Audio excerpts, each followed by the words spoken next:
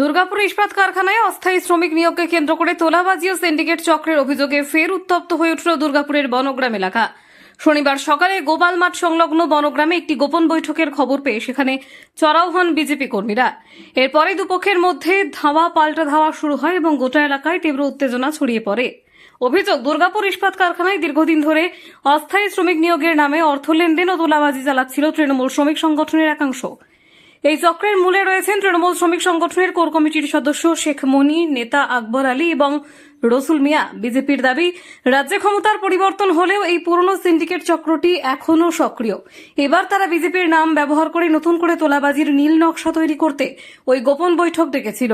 BJP কর্মীদের উপস্থিতি টের পেয়ে শেখ মনি ও তার সহযোগীরা এলাকা ছেড়ে পালিয়ে যান।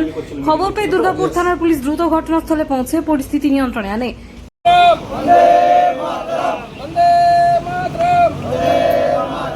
बीजेपी बीजेपी बीजेपी जिंदाबाद जिंदाबाद जिंदाबाद बीजेपी बीजेपी बीजेपी जिंदाबाद जिंदाबाद जिंदाबाद लगन गड़ाई जिंदाबाद जिंदाबाद जिंदाबाद सुवर्णोदय के जिंदाबाद जिंदाबाद जिंदाबाद सुवर्णोदय करी जिंदाबाद जिंदाबाद जिंदाबाद नरेंद्र मोदी जिंदाबाद जिंदाबाद जिंदाबाद बीजेपी जिंदाबाद जिंदाबाद जिंदाबाद वंदे मातरम वंदे मातरम भारत माता की जय भारत माता की जय जय श्री राम जय श्री राम जय श्री राम जय श्री राम।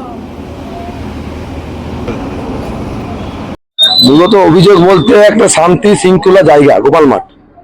এখানে কিছু তৃণমূলের যারা ট্রেড ইউনিয়নের নেতা, আপনার আরতি গ্রামের আকবর আলী, আমরাই গ্রামের মনি শেখ,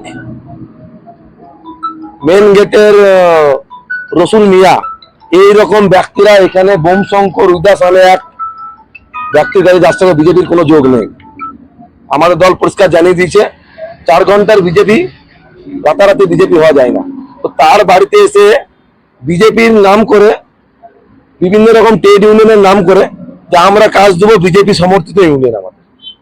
আমাদের বিধায়ক দুর্গাপুরের পশ্চিমের মাননীয় শ্রী লক্ষণচন্দ্র ঘোষ পরিষ্কার বলে দিয়েছেন, দুর্গাপুরের মধ্যে কোনো রকম তোলাবাজি চলবে না, দুর্গাপুরের মধ্যে শ্রমিকদের উপর অত্যাচার চলবে না।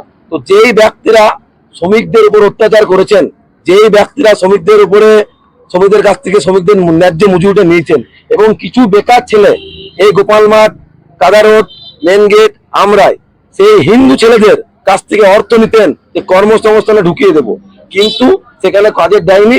অপরন্তু যারা কাজ করতো তাদের গেট পাস গুলো কাটতো, পয়সার বিনিময় বিভিন্ন রকম অত্যাচার করতো, বিভিন্ন রকম বলতো। আজকে হয়তো বলতে বাধা লাগছে মিডিয়ার সামনে, কিন্তু বিভিন্ন রকম তাদের ঘরে মা বোনকে পর্যন্ত ছাড়েনি এরা। এরা একটা নোংরা যে মানসিকতা, যে মৌলবাদী, যে এদের ভাব, যে বাংলাদেশের জামাত যাদের ভাব, তারা এসে নোংরামি শুরু করে দেয় এখানে।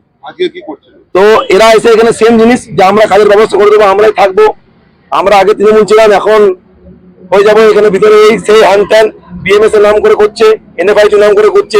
বিএমএস এর যিনি আমাদের এই এলাকার দায়িত্বে আছেন, আমাদের পরিবারেরই মিনময় দা, তার সঙ্গে কথা বলি, তিনি বলেন আমাদের সঙ্গে এরকম কোনো ব্যক্তির কোনো যোগ নেই। ভারতীয় জনতা পার্টির বিধায়ক দুর্গাপুর পশ্চিমের লক্ষণচন্দ্র ঘোষকে আমরা জানাই, তিনি বলেছেন এরকম কোনো অন্যায় বরদাস্ত করা হবে না। আমাদের রাজ্য সভাপতি শ্রমিক ভট্টাচার্য পরিষ্কার বলে দিয়েছেন আমাদের কোনো ট্রেড ইউনিয়ন নেই, আমাদের কোনো ছাত্র সংগঠন নেই। তা সেইটাকে মান্য দিয়ে চলতে হবে। যারা ভাবছে এখানে অন্যায় অত্যাচার করবে, বিগত তৃণমূলে যেভাবে জামাতদের মতো সরকার চালিয়েছে, মৌলবাদীদের মতো সরকার চালিয়েছে, এগুলো এরপরে হবে না। মানুষ প্রতিরোধ করেছে, যারা টাকা নিয়েছে তাদেরকে মানুষ ধরেছে, তাদেরকে মানুষ জানতে চাইছে আমাদের অর্থ যে এতদিন ধরে তোমরা লুট করেছো তার হিসাব দাও। তো সেইভাবে প্রশাসনকে আমরা সঙ্গে সঙ্গে ডাকি যাতে আইন শৃঙ্খলা, কারণ এখন শাসকের আইন না, আইনের শাসক চলছে। এখন আইন শৃঙ্খলা যেভাবে রাজ্যের মুখ্যমন্ত্রী বলে দিয়েছে সুশৃঙ্খল আইন চলবে, সুশাসন চলবে, যেভাবে আমাদের বিধায়ক বলে দিয়েছে দুর্গাপুর সুশাসন চলবে, ঠিক সেইভাবেই সুশাসন চলছে। আইনের ঊর্ধ্বে আইনের যে প্রশাসন, আমাদের লোকাল ওয়ারিয়া ফাঁড়ির আধিকারিক থানার বড়বাবু পরিমল বিশ্বাসকে ফোন করে তিনি সঙ্গে সঙ্গে এই এলাকায় পুলিশ পাঠান এবং সেই ক্রিমিনালদেরকে অ্যারেস্ট করে নিয়ে যান।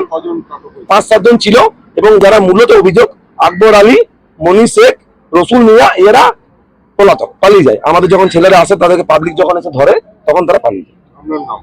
আমার নাম সুমন গোপ রাজা, যুব মোর্চার জেলার ভাইস প্রেসিডেন্ট, বর্ধমান দুর্গাপুর লোকসভা।